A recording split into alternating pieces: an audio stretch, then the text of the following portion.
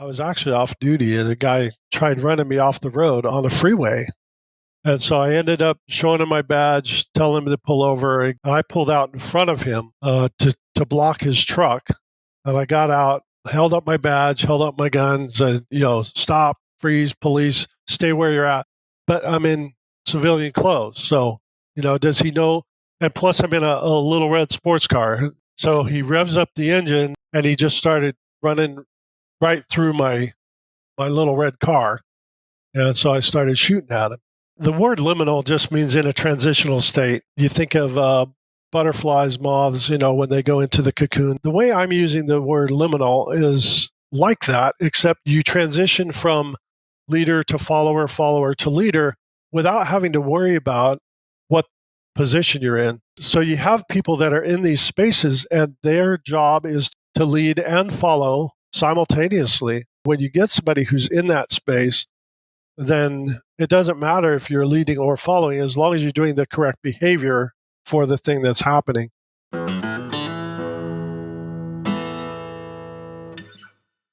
Before we get into the show, I'd like to say a huge thank you to our sponsor, First Human, of which I am a co-founder. First Human is dedicated to extraordinary impact in the world through exceptional leadership. So if you're looking to elevate the leadership of your team or your organization, then do check us out. We also offer one-to-one coaching. So if you'd like to get coached by me or one of my extraordinarily talented fellow coaches, then head over to firsthuman.com. And with that, back to the show.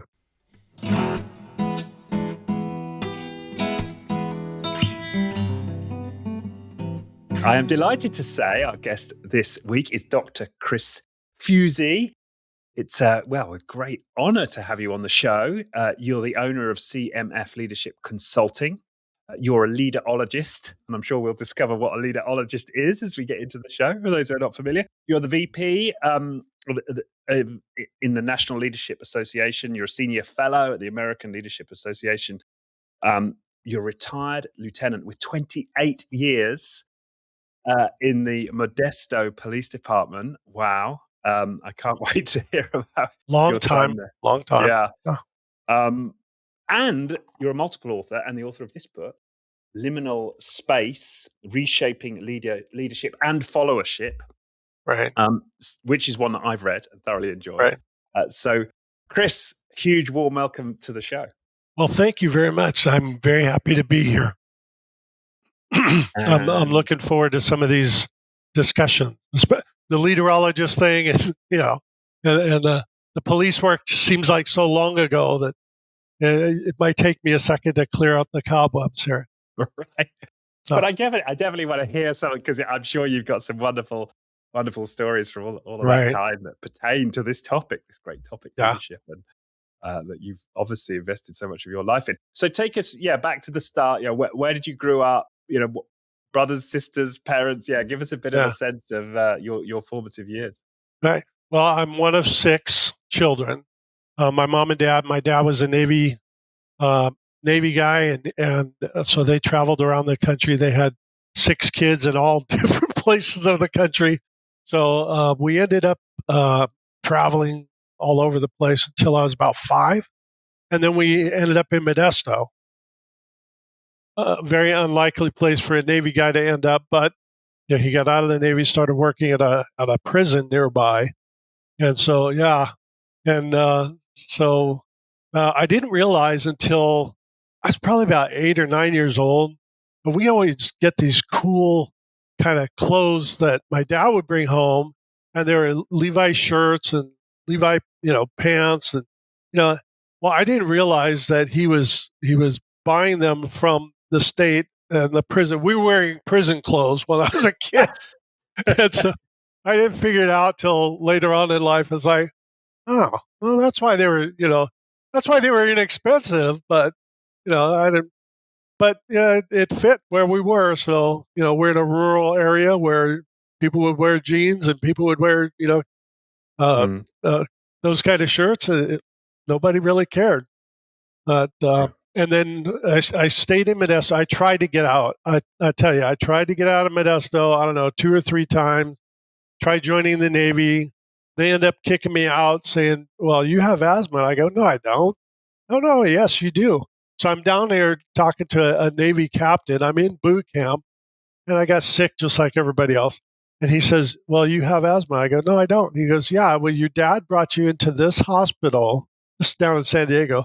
Brought you into this hospital when you were a year old and you were diagnosed as having asthma. I go, I didn't know that. So he goes, well, you have a choice. You can stay and pay for any asthma related stuff on your own, or you can leave. I said, you're a captain in the Navy. What would you do? He says, I'll start your paperwork. You'll be out in about you'll be out in about a week and you'll thank me in 20 years. So and I guess it's true. I do thank him because otherwise I wouldn't have had the career that I've had. So Right. I'd probably still be floating around on a boat somewhere. Right. Yeah. And okay, so as a kid you wanted to serve, you were attracted to the Yeah. military, and Yeah. was your dad somebody you looked up to and aspired Oh, to? Was that absolutely. Absolutely. Yeah. That's kind of an interesting part is that, I mean, I think we all kind of look up to somebody in our family. We talk about great leaders and great leadership. And every time I do a class, I ask people who is the greatest leader that you've actually interacted with. And somebody always comes up with a parent or Mm. uncle or relative or something.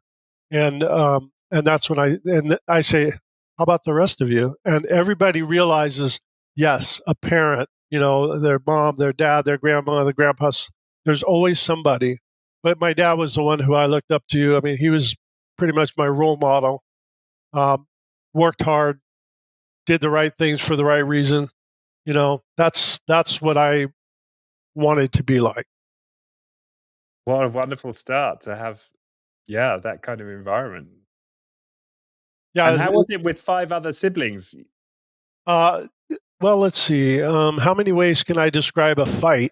I mean, it was a fight for food, a fight for attention, a fight for space. Everything was, and we didn't make a whole lot of money. My dad didn't make a whole lot of money. My mom took care of 5 kids, so There were 5 of you in total. Okay, yeah, so 4 right. siblings, Oh, yeah. actually 6 in total. Okay. Yeah, yeah. So yeah, I tried to. Yeah, there's 6 of us total, and so she's trying to take care of everybody, and so it's like you're kind of on your own a little bit. Yeah. Right. So I at about 11 or 12, I decided, I need to start work. I need to do something, right? And you could go out anyway. Where we're at, there was at the time there was a lot of peaches. Now it's a lot of almonds. So there was a lot of peach orchards and that kind of stuff. You can go out pick peaches for a dime a box and eat all the peaches you want, which ended up not lasting very long. After about the third or fourth peach from the orchard, you don't want peaches anymore. You know, yeah. And then, you make some money that way and go home and you have at least a little bit of money, Right. buy what you want, buy what you need. So, yeah, we did that. And did you find yourself kind of consciously taking on leadership roles very young, or was this sort of idea of leadership and leading, or did that come later? No, that came much later. Right. I was just like probably almost every other kid where you just kind of focus on yourself Mm. and that yeah. I was more about me than anybody else. So at least and then I got a little older, got out of the when I got out of the Navy, ended up getting married, having a couple kids, and that's when I started thinking about that I need to pay attention to what I do, how I do, that kind of thing. Yeah. And did you join the police force immediately after you left the Navy? A couple years. Well, it was about a year later, because I started working for I was working for an airline and a local airline, and we got a we got a message that says, "Hey, we're going bankrupt. So if you want to keep working, we may be able to pay you." It's like, Right. I need money. I need to work. I need to get something done. And so, it's all purely survival at that point. So I said, look, they're going to need what kind of job can I get that they're always going to need? You're not going to get dumped out, and it's pretty stable. So it's either police work or firefighter. It's like those two things. Like, and fire, I tell you what, that just scares me. Fire scares me, and so it's like I'd rather go into a building with a guy with a shotgun than go into a burning building. I mean, if something's going to happen, I don't want the burning part. Just wow. So it's weird how you make these decisions. You think about it later on. But what's interesting to me, all of that, both of those options, they're both public service, right? Yeah, right. Was that core? Do you think? Well, I mean, looking back at it now, probably. I always felt that it was important to help other people and do things for other people. So I don't know that it was a calling. It was at the time. It just seemed again like survival. It's just you just do what you have to do to get by. Mm. Yeah. And so you joined the police force. And how old are you when you first joined the force? 21. Yeah, wow. Yeah. It is kind of surreal because at the time most people didn't put themselves through the police academy, and I said, well, I'm going to put myself through the police academy. This is my goal. I'm going to go do it. At the time, most people would have a department sponsor them, and I couldn't wait around to be sponsored. I couldn't wait, so I just said, look, I'm paying the full price, and I'm going to do it myself.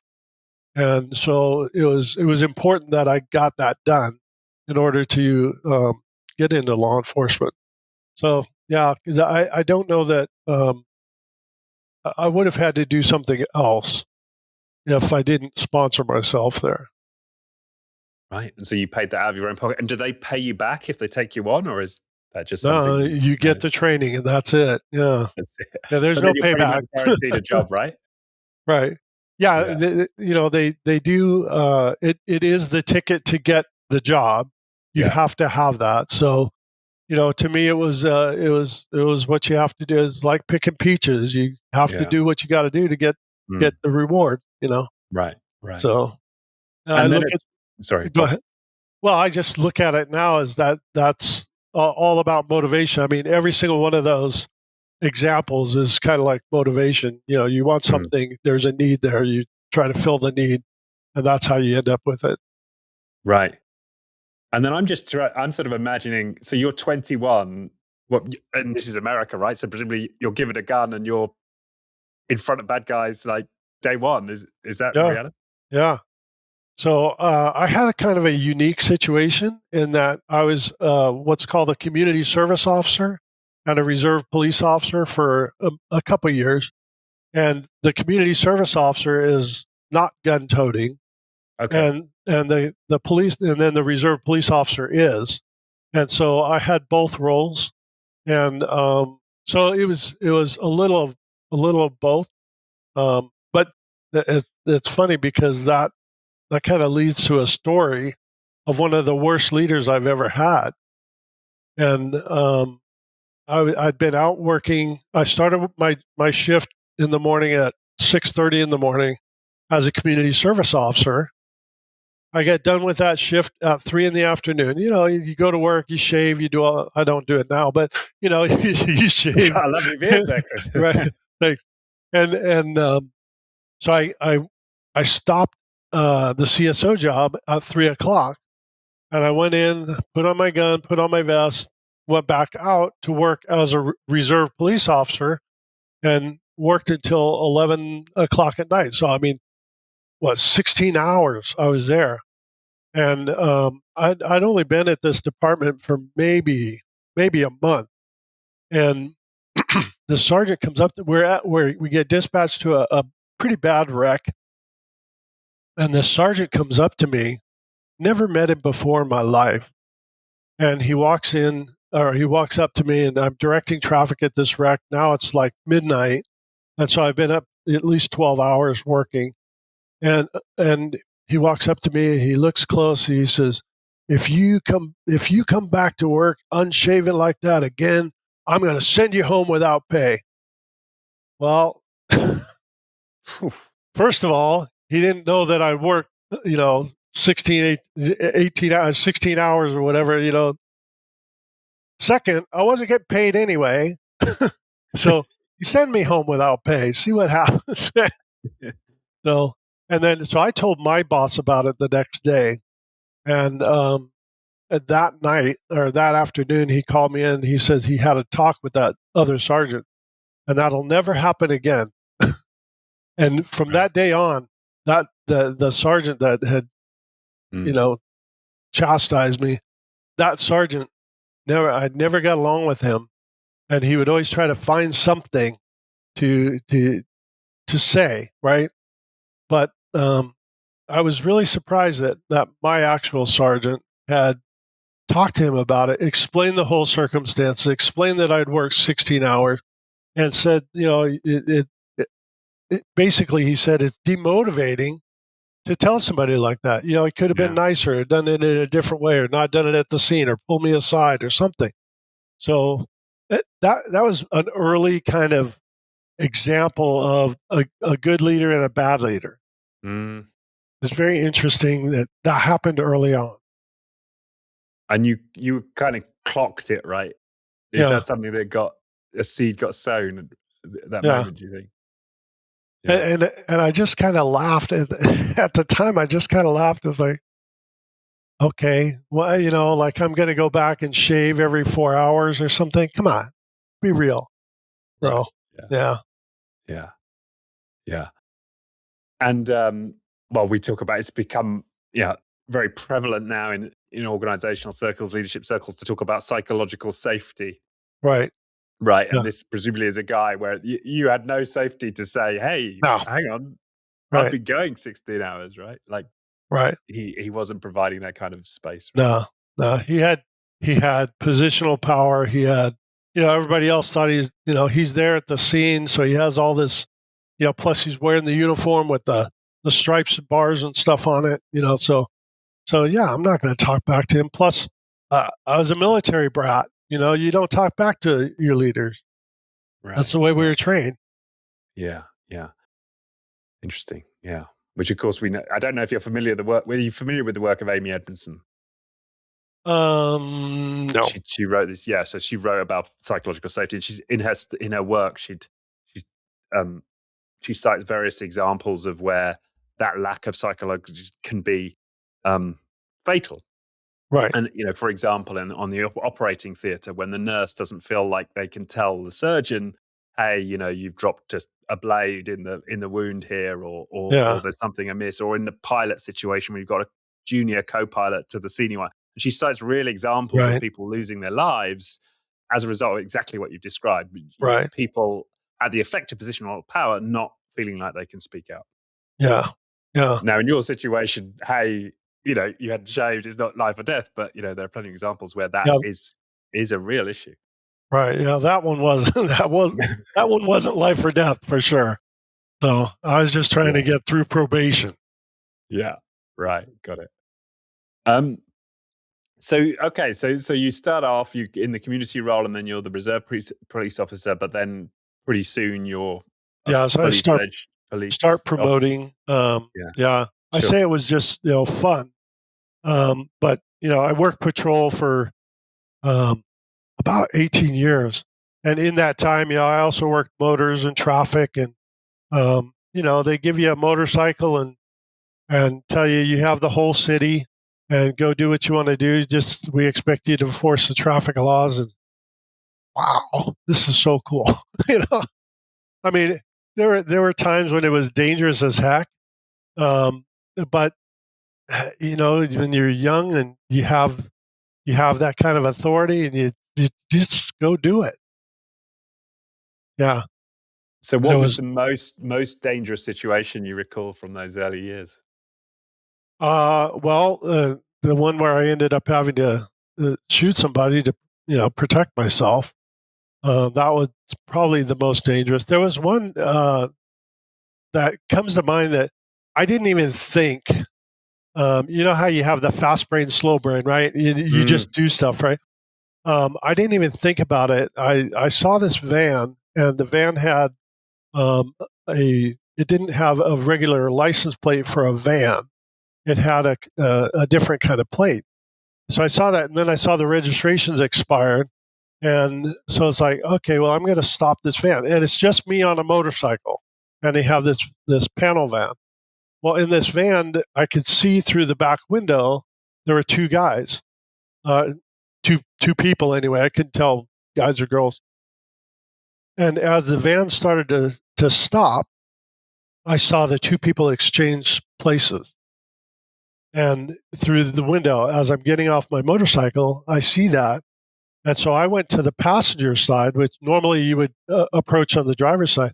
I went to the passenger side, and as I approached the passenger side, both the passenger and the driver are looking out, looking for me on the other side, and the actual driver, who is now on the passenger side, he has his door propped open. He's getting ready to run, and so I come up to him, and I grab the door open, grab my gun, grabbed him, and I'm holding him at gunpoint. I said, "You're not moving," you know. And then I told the other guy, I said, "Stay exactly where you are." And I'd already called for backup because I'd seen him switching. And come to find out, that guy had hundreds of thousands of dollars in warrants.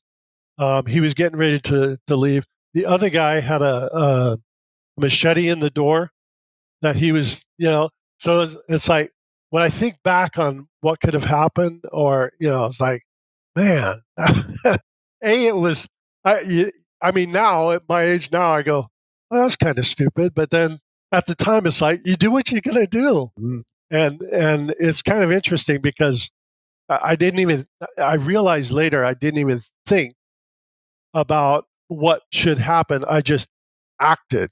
Does that make sense? And that's where well, it sounds like your instincts were directing you not to go to the driver's door. Something else was running you at that point, right? It was it was a pure intuition instinct.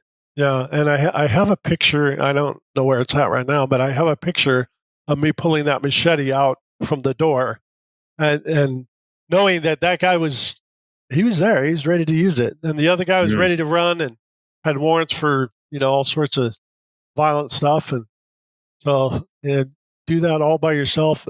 It's kind of interesting afterwards. You think about it, you go, "Wow, I actually did that."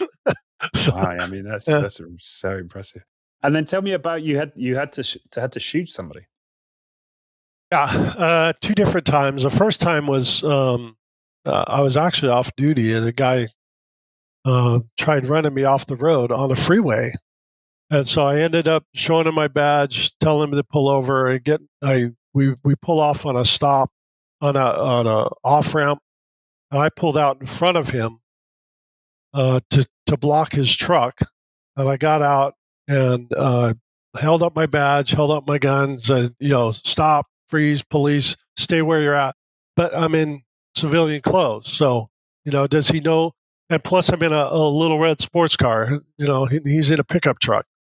So he revs up the engine. I told him again, "Stop, police," and he just started running right through my little red car. And so I started shooting at him. And as I start shooting at him, I'm also jumping out of the way of the car because it's now coming at me, and end up hit the door as he's going by. And then I have to chase him down. He ended up keep going. I jumped back in my car and chased him down. He ends up crashing into a fence somewhere. Yeah, he crashed into this fence, and I get out, and and now I'm fighting with him. I pull him out of the truck, and I'm fighting with him, and just yelling, "Help! Help! Help!" And sure enough, I was very happy that some people actually came out and helped me. And then one guy, he helps me, holds the guy, that big man. I'm so glad somebody big. He comes over, he holds the guy down, he holds him on the hood of the car, and he says, "You said you're police?" I go, "Yeah." And he says, "Can I see a badge?" Like, okay, I'll help you, but I also want to make sure you're a cop. It's kind of cool. And so I said, "Yeah." I said, "Well, we're gonna." He goes, "Oh, I got this guy. He ain't going nowhere." I said, "Okay." So I go get my badge, and then I show him my badge, and the guy tries to pull up, and he goes, "Hey, you should have listened to the cop."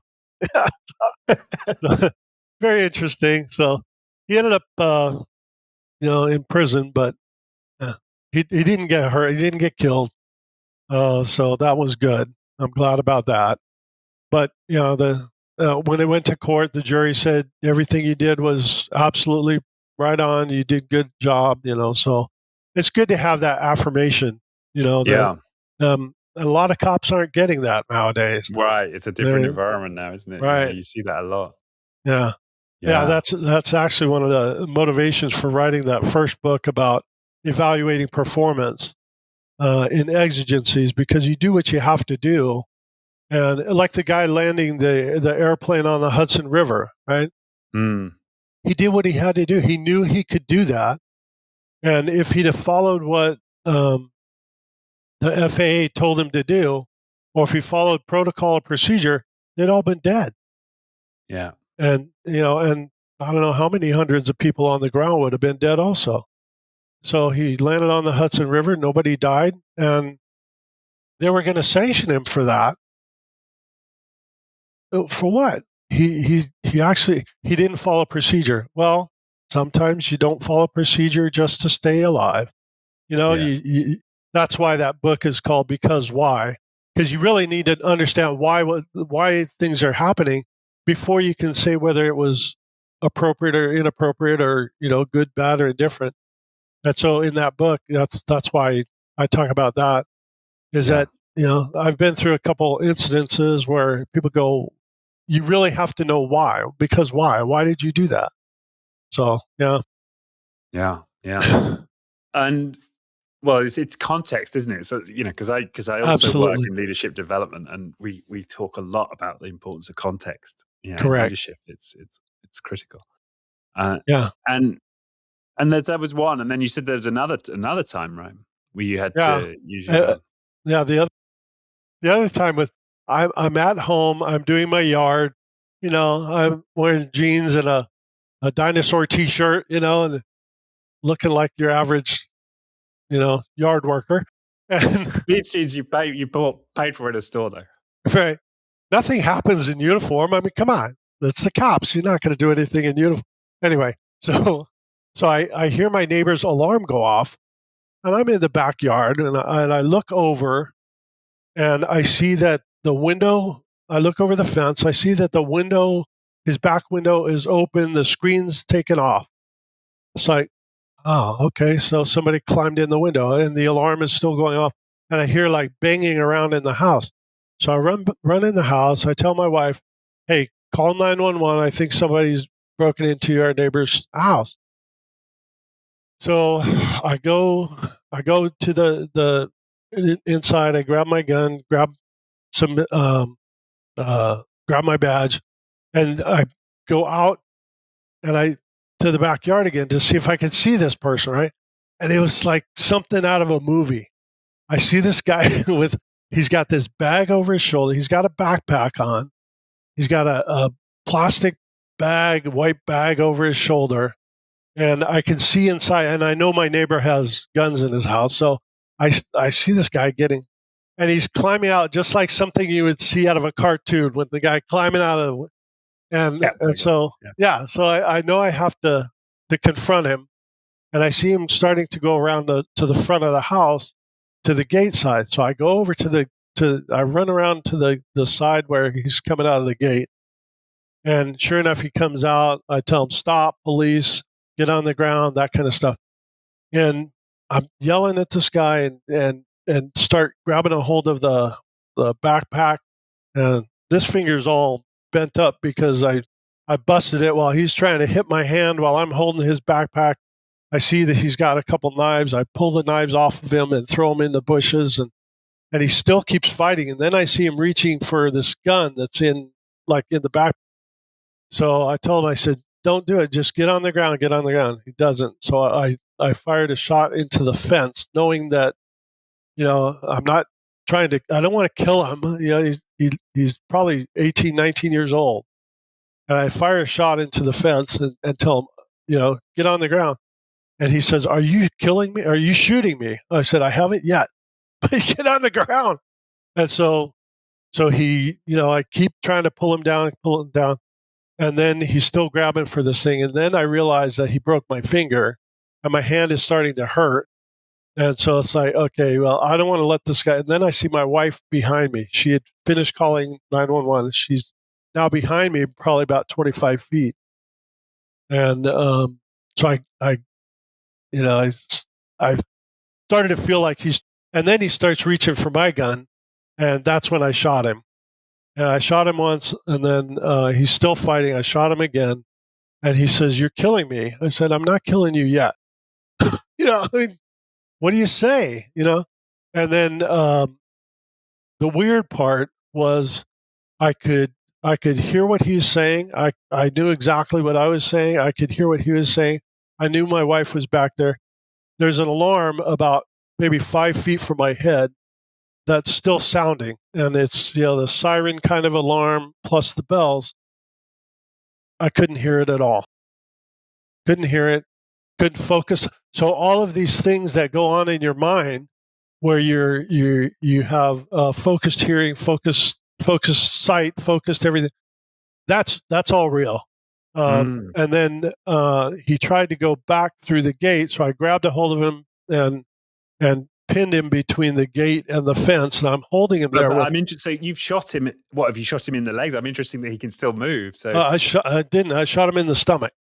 Okay. Yeah. Body mass.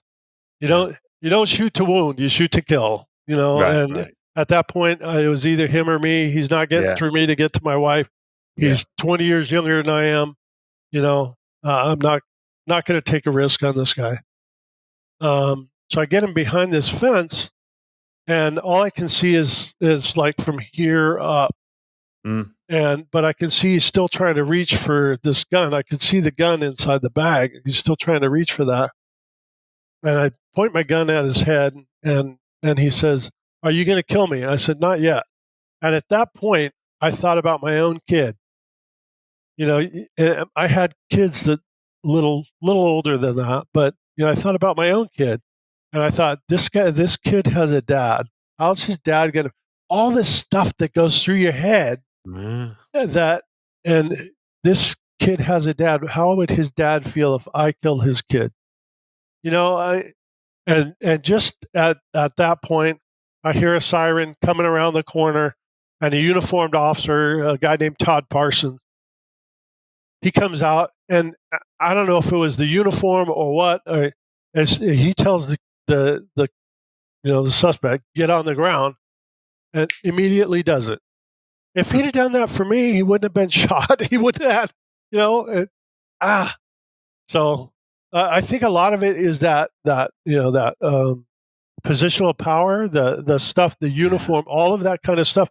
It does have an effect, and that was one of the things that came up in the investigation.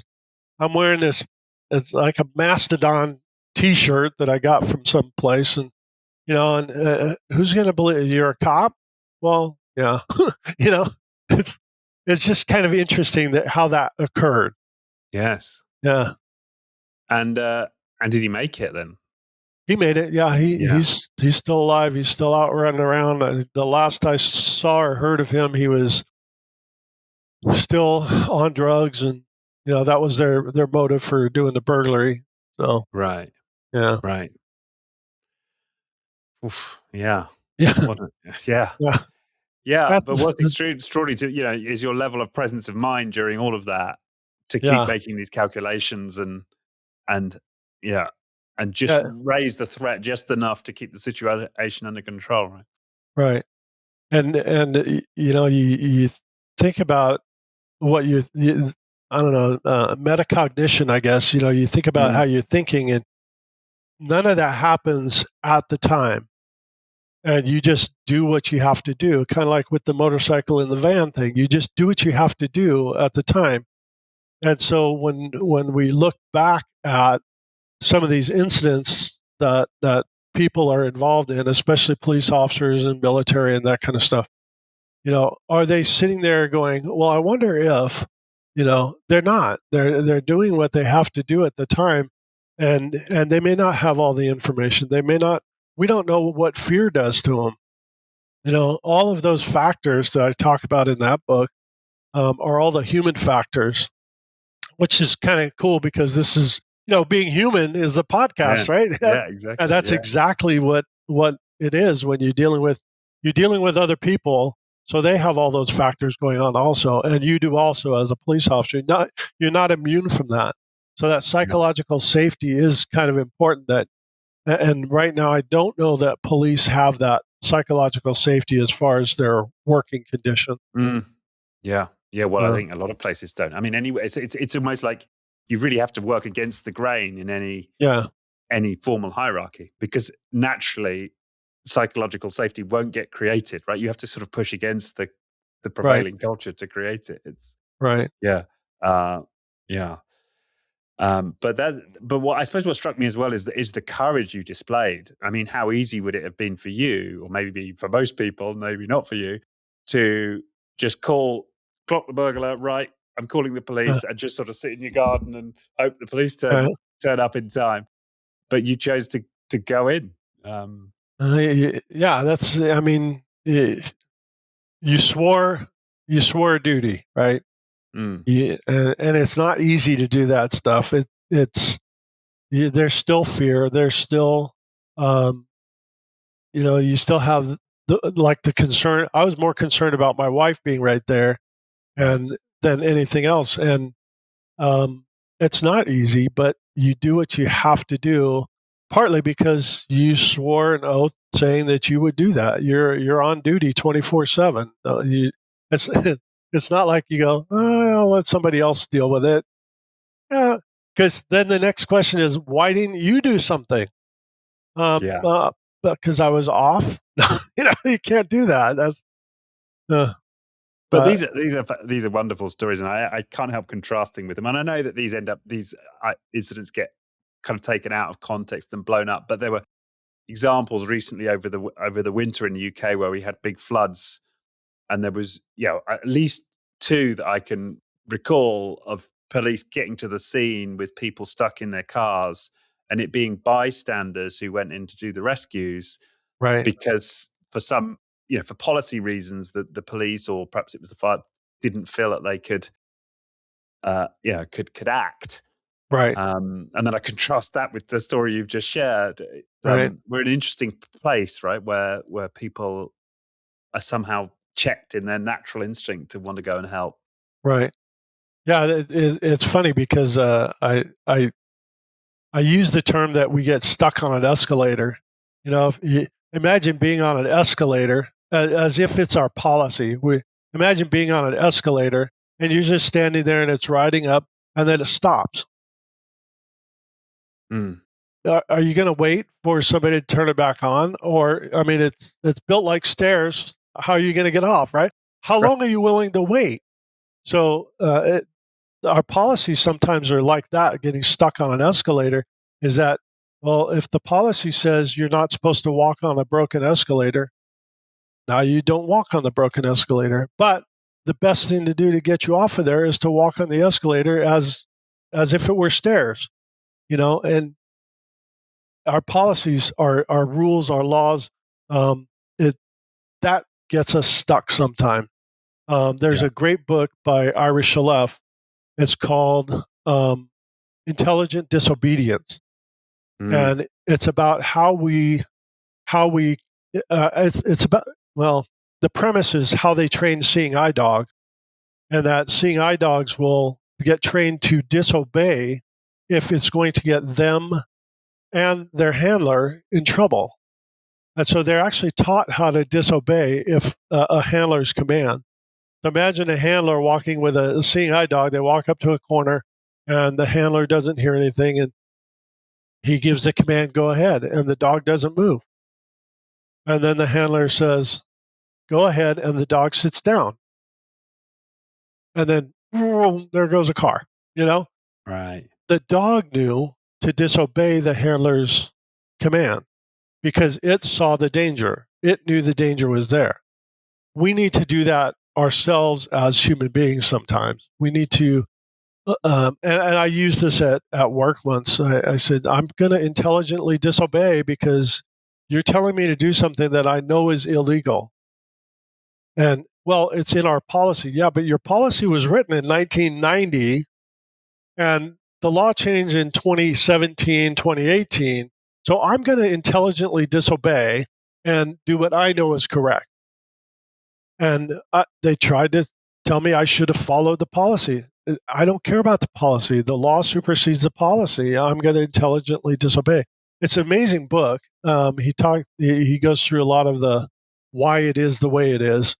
But that's one of these things where our policies sometimes are the problem in how we act.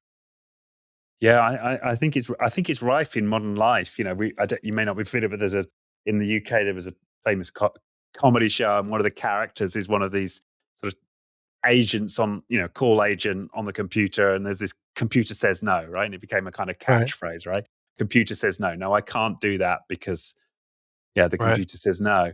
And yeah, it is prevalent, and it comes back. It's actually, this is where perhaps we start segueing into the content of your book.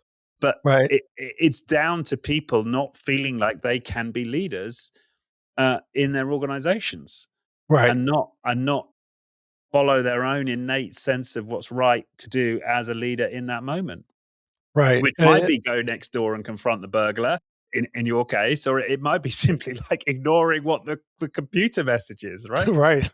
Right. Yeah, and that's where the liminal part of in the book Liminal Space, that's where the liminal part where you're leading and following simultaneously. Mm. It's not then about the position, it's more about the behavior. And so you look at the behavior as being most important, and especially if you have to, like right now, I'm doing some work with the district attorney's office. He's an elected official, so everything I do, where I'm leading the 165 other people, everything I do has to go with what this elected official says we're going to do. It has to fit. And it's my job as the business manager that if he says we're going to do something and it's not something we should be doing, it's my job to say no. We shouldn't do that. I'm going to do it respectfully. I'm going to do it within the confines of the office and not out in a public forum and not in front of his peers or anybody else. But it's my job to say no and look at that. And I have to think about the behavior and how that's going to impact us. Because that liminal space where you're leading and following, it's not about position anymore. It's about doing the right thing, the right behaviors. And some of those, like I said, some of those the policies just inhibit us. Yeah. Yeah. Yeah. Well, that's a good time to get into some of these terms, and Okay. and what Yeah. the story of the book is. So first of all, what does this word liminal mean? What's a liminal space, and how are you applying it to Okay. leadership and management? Yeah. The word liminal just means in a transitional state. You think of butterflies, moths. When they go into the cocoon, they're in a liminal kind of state, and they're transitioning. And that's what it means. It means you're in a transitional state. The way I'm using the word liminal is like that, except you transition from leader to follower, follower to leader, without having to worry about what position you're in, right? So if you lead and follow simultaneously, then I use the term liminal leader because it's easier than saying liminal leader / follower. So, maybe I'm just lazy that way. I don't know, but this. So you have people that are in these spaces, and their job is to navigate that space, to lead and follow simultaneously. So they're in this transitional kind of liminal space. And when you get somebody who's in that space, then it doesn't matter if you're leading or following, as long as you're doing the correct behavior for the thing that's happening. One of the stories that I have in the book is it comes from the police world, where there was a shooting that happened here, where a couple officers got killed, one sergeant, and then another officer got seriously wounded. And I was given I was just taking one of the other victims up to command post. And the commander from the other city, who's their deputy chief in charge of the police, he hands me the incident commander vest, says, "You're in charge." And so now I'm in charge of this entire incident where we have California Highway Patrol, Sheriff's Department, every agency from around the whole county is shown up to kind of quarantine this person that's doing the shooting, and then end up capturing him.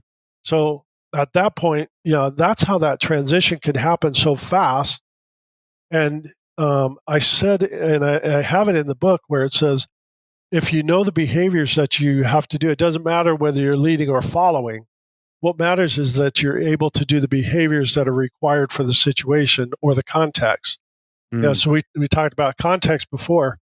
That's huge. That context decides almost everything, whether you're leading or following. So like in my case, where I'm working for the DA, if I'm setting out a policy or something, it has to be what the DA wants, but it also has to be what is within law, policy, procedure. I say there's four things. Ethical. Let's see.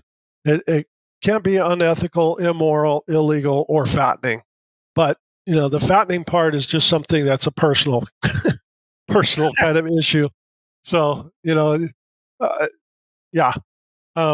But you have to look at that, and if you can get people to do it, it's not illegal, it's not immoral, it's not unethical, then it's okay to do this, right? It's not against policy, it's not against law, it's not against anything. But it follows what the leader wants. So here, as in the liminal space, I have to just do the behavior and not worry about the position. Right. Yeah. And then I see a sort of a counterbalance potentially between policy and kind of prescriptions for behavior or expected behaviors, because presumably in some cases there are this is what we're talking about, right? There may be a conflict between policy and what I instinctively feel is, let's say, Right. the ethical thing to do. And is part of your message here that we need to balance the two, or that we should be focusing on the behaviors? Where are you drawing the line in those sorts of scenarios? So I'm all about behaviors. Yeah. Because the focus of leadership is getting people to do things, and to do something is about the behavior. The policy controls behavior, right? Policy is designed to have people do certain things or not do certain things. So again, it's all about the behavior. So how do we focus on the behaviors? How do we identify the correct behaviors? Because if you can identify the correct behavior, or you can identify the behavior you want, then you can, if you identify it, you can define it. If you define it, you can teach it. If you teach it, you can measure it. If you measure it, then you can evaluate it. And that's what we should be looking for in our organization. What are the behaviors that we want? And how do we define those for our organization? So, I have 86 different behaviors in the book. Yeah, there's a long list. Yeah. Yeah. And the way I came up to that list is that every time I would do a training over a period of it was like 10 years. Over a period of 10 years, I would, like a good consultant, you write stuff on a piece of paper and stick it on the board, or stick it on the wall. And so I would do that and I would ask the question, everybody in the class, give me 2 behaviors or traits of a great leader after we have this discussion about leadership. And then they would give me those. I'd stick them on the wall. And then later on, we're talking about followership. And I'd say, okay, how many of these behaviors do you not want in your followers? Right? And over time, that list of 86 behaviors, that's where I came up with that list of 86 behaviors. These are ones that people repeatedly said we want over and over and over. And then I took that list and I did a survey using that list that's compiled over 10 years and said, how many of these by percentage do you want in your leaders, right? Leaders and followers. And that's where we have some of them in the 100%, some in the 95%. risk taking. I think it's risk taking and something else that are the ones that are least wanted are still more than half. Yeah. More than half people want them. And they want it in leaders and followers, right? So that's leaders and also very followers. interesting. Yeah. So if we get those behaviors and we train those behaviors, we say this is what integrity looks like in this organization, or this is what being cohesive looks like in this organization. Then we can identify them and we can start using those behaviors, and our policies should also include those behaviors.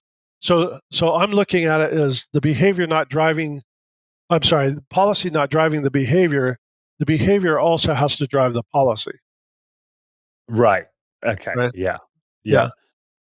And then, in your experience, and you may have come across and seen this, right? There are a lot of organizations that go through extensive exercises to create either expected behaviors or values that they want to see expressed in the workplace, or maybe principles, and they never get beyond the poster on the wall, and it could actually become counterproductive because people then look at these espoused values or behaviors and say, well, I'm not, I don't see those exhibitors around here, so I'm just going to ignore them. So how do you see them becoming lived day to day in the culture? So that's where in this book this idea of tessellations comes in. A triangle and a square and a hexagon are what are called regular polygons. They have these shapes that you can put together and cover an entire surface completely without any kind of gaps or space in between them. So if you look at this is kind of a strange way to describe it, but I'm going to do it anyway. If you look at the average organization, you have the strategic, which is the C-suite. They're trying to decide the overarching goals. And then you have the tactical, which are the middle management, the managers all trying to get the values of the organization and put that into play, put the strategic part into play. And that would be a square. And then you have the operational section. So if you use a triangle for the upper part, you only have 3 behaviors. And pick out those 3 behaviors. I want my people to be honest, I want them to have integrity, and I want them to be forward-looking. Those 3 behaviors. If those are 3 behaviors that are very easy to remember: honest, integrity, and forward-looking. So if we infuse those into the upper C-suite, upper management kind of thing, and then the square in the tactical part, the next level down, you have this tactical part, you have 4 behaviors. And let's say those 4 behaviors, I'm going to look in the book because I did it. I always try to come up with them, and I never get it right. I never say, I always try to think. So in the 4 behaviors, let's say we use respect, accountability, problem solving, and being organized. So in there, you have how hard is it to remember those 4 things? If I try to remember a mission, vision, values, goals, I'm not going to remember that, especially if the vision statement is more than 1 line. I'm not going to remember that, right?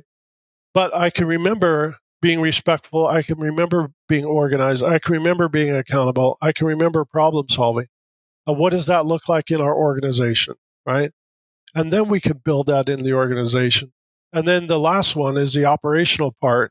And the example I use in the book for the operational part is self-motivated, good listener, disciplined, committed, conscientious, and teachable. I definitely want my newest people to be teachable. I want people to be self-motivated and come to work. I want people to be good listeners and understand what's going on. I want them to be disciplined. Discipline doesn't mean, spank them until they do exactly what you want. Discipline means they do it on their own. Discipline, develop good habits, right, a well-disciplined soldier, that kind of thing. I want people to be committed, and I want people to be conscientious. So what does that look like in our organization? We could use that. we could use that structure to drive those behaviors. And if we know those, if you add them all up, there's 13 behaviors. If we take those 13 behaviors, which would be different for every organization, take those 13 behaviors and just say, this is the behavior we want. Then you could define it, you could teach it, you can evaluate it. All of those things can happen just by having those behaviors. So this vision, mission, values, okay, but what are people actually going to do? Right. That's where I come from, is with this concept. Right. And why the different shapes at the different levels?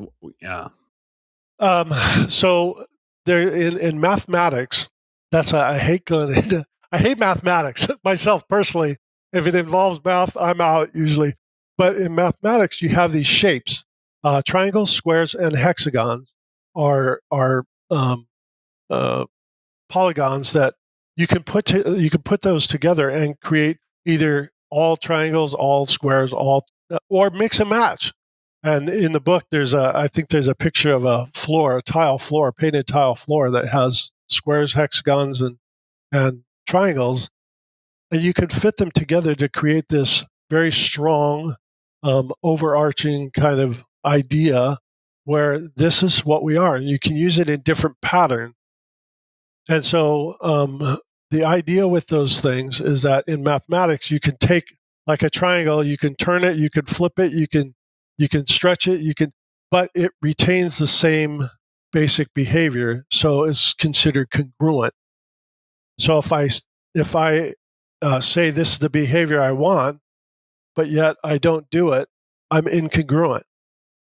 If I do the behavior that I want, and that same behavior, you can be honest in any part of the organization. You can have integrity in any part of the organization. You can be a learner. You want to be teachable in any part of the organization.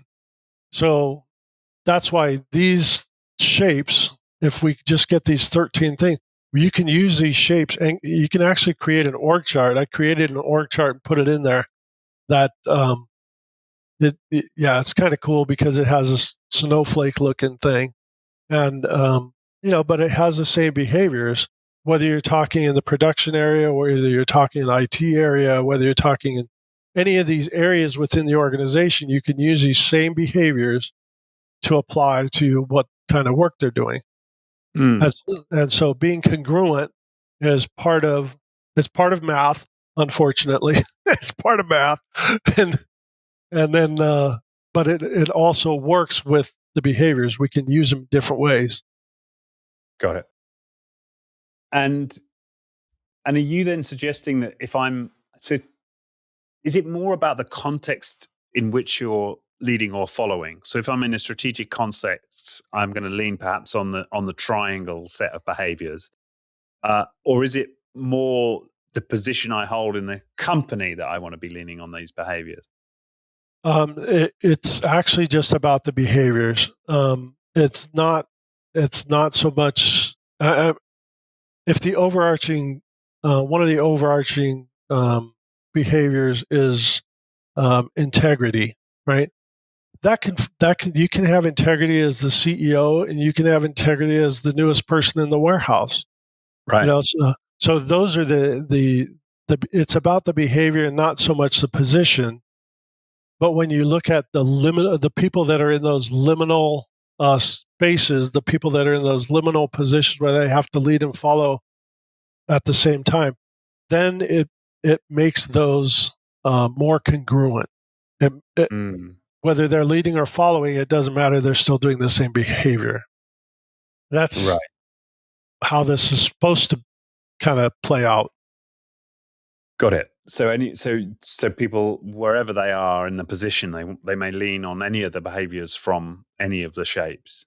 Correct. And they want to be exhibiting, yeah. Because the CEO. You think about people being competent in the behaviors, right? does the CEO of a manufacturing company have to know how to put the pieces together in the warehouse? No. Do they have to know how to do a budget? Yes. Right? So does the person in the warehouse who puts the pieces together have to know about a budget? No. But they could both be doing the same behavior, right? As far as being competent. If we use competent as one of the behaviors, the CEO needs, I don't want, I had this argument with one of my officers one day. They yelled, they were getting a little animated about, the chief. Well, the chief doesn't even know how to write a ticket. I go, right. I don't care if the chief knows how to write a ticket, but I do care if the chief knows how to write our budget and make sure that we get the new cars that we need, you know? And they go, well, he's a cop just like everybody else. And, yeah, but I want him doing his job. I don't want him doing your job, right? Yeah. That's that kind of thing. Yeah. Yeah, it's about the behaviors, not the skill or the activity necessarily. It's Correct. how they're approaching Right. the responsibilities of their role. Okay, and are you finding then that when you're using this is just has much more power than simply having lists of behaviors, or it's the presentation of these words in the shapes that makes a difference. I think so, because it brings forward that idea of congruency, and that you can use these shapes and behaviors in different ways. If you want to dump the shapes and just lean on behaviors, do that. I mean, it but it makes sense in that we have this these. It's kind of like the beehive, right? The beehive is stronger because of the way it's constructed. A triangle is strong because of the way it is shaped. The strength has to do with the shape. So if we talk about these shapes in our organizations and we can interlink them and cover the entire surface of the organization with these behaviors, then we're going to be stronger together. We're going to be a more effective organization, is how I see it.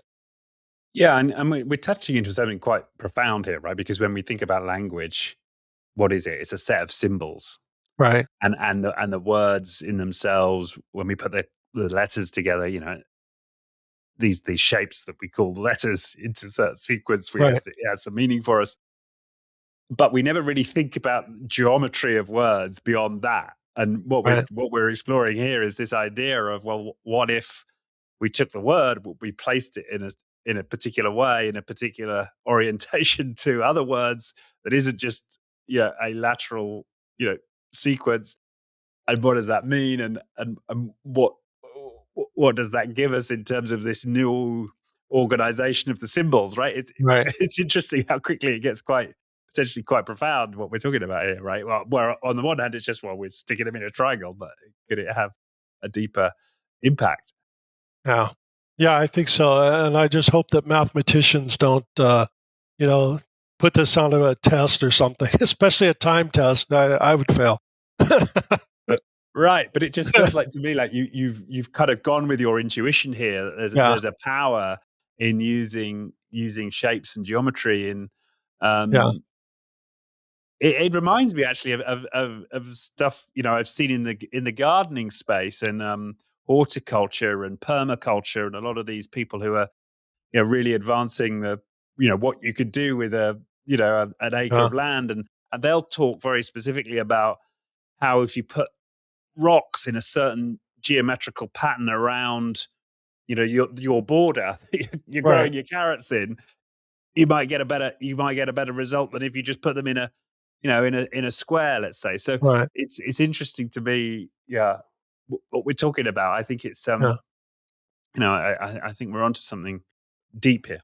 Yeah, and if you look all around us, I mean, the idea of tessellations, repeating patterns, which is what I'm talking about here. If we have these repeating patterns of behaviors, if you look all around us in nature, architecture, it's all art. It's all, you look at your bathroom floor. Is it tiled? And that's a tessellation of behavior. You look at the the bricks, how bricks are put together. It's a tessellation. Look at any kind of flower and how it has a repeating things. Those are tessellations. So all of these different repeating patterns, they're all around us in nature. And I'm just trying to tap into that and say, well, let's look at these tessellations, these repeating patterns in behavior. And if we can get the repeating patterns of behavior that we want, then we'll be better off. Yeah. Yeah. And it seems to me like where my mind is going as you describe that is you start getting positive feedback cycles. Right. Yeah. Yeah. And momentum through that, right? You get more than the sum of the parts as you Correct. are able to create these patterns. Yeah. Yeah. Fascinating. It makes me think. I don't know if you already considered this, but teaming up with a mathematician and Yeah. No. Well. and exploring these ideas in more depth. It seems ripe for that. It would be very cool to see some up and coming, PhD student or somebody in a university somewhere do that study.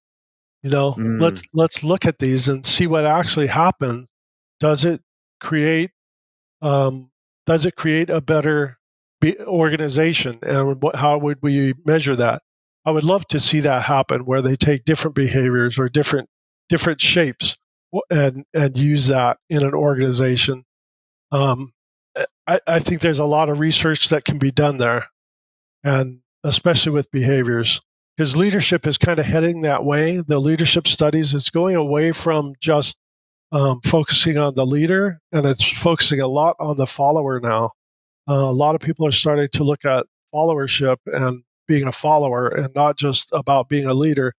Which kind of brings me to this leaderologist idea: is that the study of leadership also involves followership, because you can't have one without the other. And so this, as a leaderologist, my idea is my science, my ology, is to study leadership, which is a leader, a follower, and some kind of situation or context.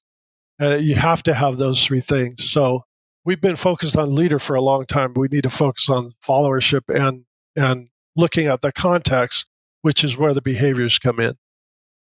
Yeah, and it reminds me, I had on the podcast one of the founders of a software development company called 10 Pines, based in South America, and we were having this conversation about leadership, and he's like, "Well, we don't use the term leadership in our organization. We have the concept of citizenship, and really, we want to develop everybody in the company as good citizens."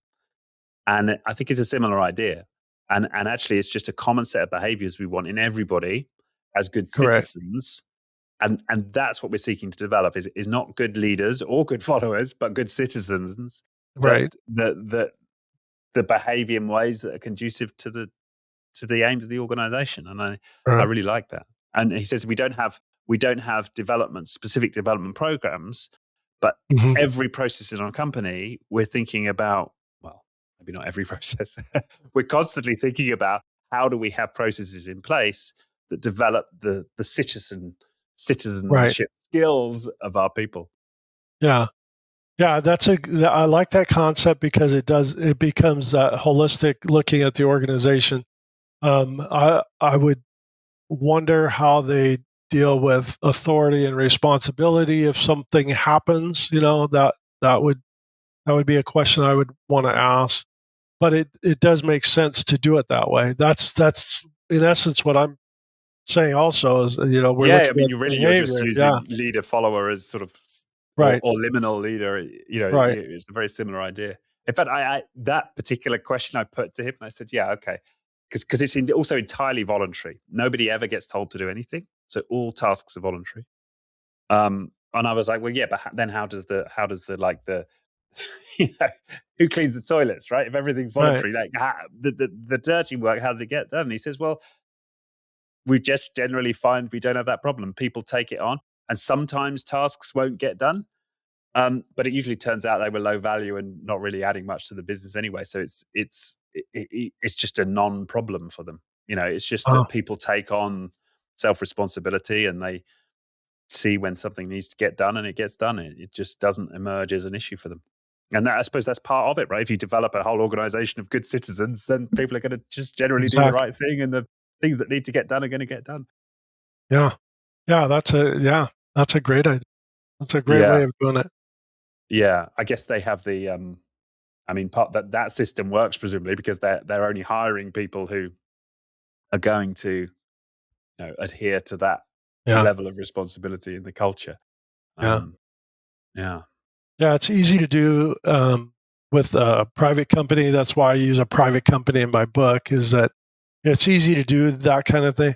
When you're talking about government and some of these nonprofits where you're required by EEO laws and all these other, affirmative action kind of laws, where you have to hire certain people, or you have to hire people maybe you don't want to hire, but they're on the list and they tested really good. And so now you're stuck with them. And then they turn out to be not so great employees, but yet you're stuck with them. So it's unfortunate. I mean, there's ways to do it, but it takes a long time to finally get rid of somebody who is not pulling their weight, who's not being a good citizen. Um, you know, in government especially.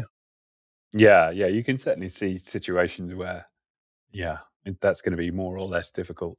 It Yeah, did remind me of someone, I can't remember the name. He's a very sort of famous CEO. He's been getting a lot of publicity recently, and he has this policy of not firing anyone. And he talks yeah, about torturing people to greatness. And basically, when people aren't performing, he takes it as a personal challenge yeah, to torture them to greatness. Which is also great. I mean, I also love that perspective that basically that everybody is innately great. It just requires some more or less effort to bring that right. greatness out in individuals. Yeah.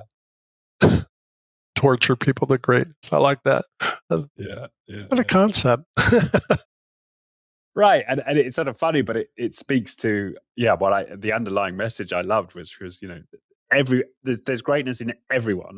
It's Yeah, just a question of how much you're prepared to work to help right. them To express it. show it. Right, Yeah, right. Interesting. yeah, yeah. Um, Good. Okay. Well, this has been fascinating. Is there anything I've missed that we've not discussed? As pertains to this concept of Uh, well, this book, I was very pleased that it ended up being number one bestseller on Amazon, and wow, it brilliant. was also number one new release in two different categories on Amazon. The first one was business leadership, and then I'm sorry, three different categories: business leadership, business and organizational learning, and human resource and personnel management. So all three areas that I think leadership and followership is necessary. It's something that we need. So I was very happy for that. So Well, I congratulations. appreciate being on the show and letting me talk about all my stories. Um, yeah, and Yeah. maybe sometime we get together and have a drink, and I'll tell you some of the other stories that are probably not appropriate for this kind of. Yeah, No, there's I some. love that. I love. I Yeah, love. I yeah, love the stories. Um, Yeah, yeah, this is wonderful. I mean, I feel like you're on the cutting edge of where this conversation needs to go. It's yeah. it's about everyone in organizations Right, being expected and supported right, to express their leadership and their followership. Yeah. right. Yeah, we just finished the follow. Let's see, the Global Followership Conference in Glasgow, Mm, and what a great time! And but these are all people throughout the world who are studying the same thing. And you're right, it is pretty cutting edge because most people aren't thinking this way. yeah. So we're hoping it continues to grow. Yeah, yeah, yeah. No, it's awesome. And so, somebody you might be interested in, he's also been on the show as a sort of somewhat of as an aside. His name's Tom van der Lubbe, and he runs a company in the Netherlands. Well, they're actually in insurance, right? They're insurance brokers. Sorry, mortgage brokers. And Uh-huh. he's taken it. He's really distilled it down into essence, and he just has the golden rule, right? Do unto others and that's it. That's like their number one behavior, and Right. then they run the whole the whole organization off that one expectation, which is which I thought was sort of fascinating as a one way to take this. Yeah, that would be a good one. Yeah, Because what does that mean? You say, okay, what does it mean to do unto others as you would have them do unto you? Well, I mean, so many different contexts you can put that in, right? But it's kind of cool that you go back to that same idea every single time, and it'll help guide you through. Yeah. Yeah. Awesome. Okay. Well, thank you once again. This has been just Yeah, it's been a enlivening lot of conversation, Chris. I've really enjoyed it. We'll put a link to the book, and obviously perfect. a link to CMF Leadership Consulting, which presumably is where they'd go if they want to, engage you Yeah. in their own organizations.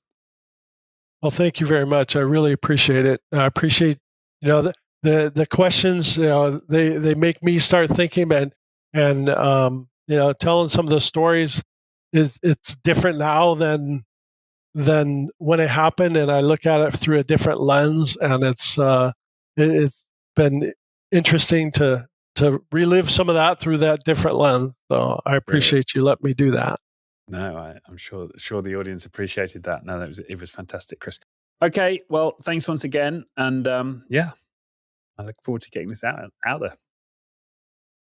Thank you.